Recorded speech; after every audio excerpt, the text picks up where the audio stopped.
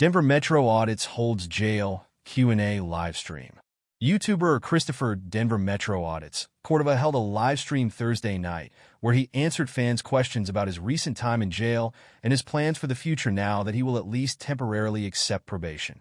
Cordova had been sentenced to 15 days in federal prison after being found guilty of multiple counts from an incident at a Social Security facility in 2022. After a lengthy appeal of his sentencing, Cordova was ordered to prison last month to serve his sentence. As the federal prison system will not house someone for such a short amount of time, he was housed in a Denver area local jail for his 2-week sentencing in a maximum security area of the jail. Cordova announced that he will be bringing his attorney with him to his first probation meeting on Friday and will be contesting the terms of probation that require him to get a job. He claimed that his job as independent contractor was a real job and that even though he was ordered not to audit, he could still audit as it was part of his job.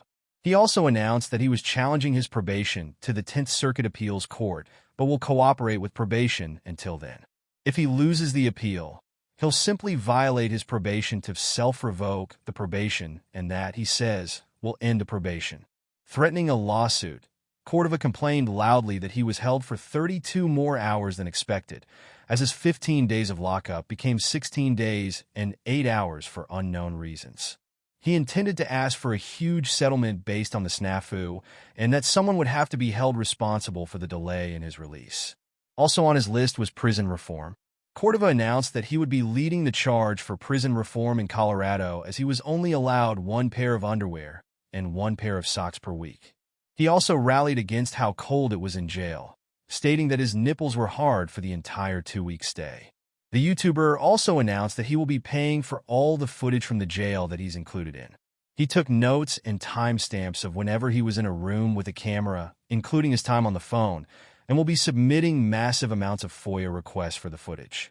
Intending to produce a documentary with the footage, Cordova explained that while the financial burden will be great, he can write off all the footage as a tax write-off and game the system by profiting off his time in jail. According to Cordova, the documentary will be 90 minutes to 2 hours long, and he'll be making it professional with music and editing above anything he's done before. Moving on to general questions, he said that the jail was messing with people when he was booked, and that he's really 5 feet 7 inches and 145 pounds and not 5 feet 7 inches and 135 pounds. Cordova claimed the heaviest heat ever was when he was 185 pounds. He said that he hated being heavier than the 145-pound range because he likes speed and mobility when he's playing sports. Cordova admitted that he had severe anxiety as a child, a result of his abusive biological father, who he says physically and mentally abused his mother and himself. He admitted that he had attached mother syndrome because of the trauma they shared together and needed to take social anxiety medication to make friends in his late teenage years.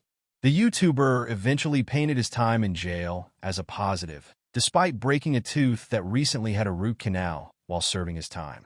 He claimed that due to Christopher Direct D. Ruff's efforts, calling the jail as his non-existent boyfriend, he eventually received most of his medications.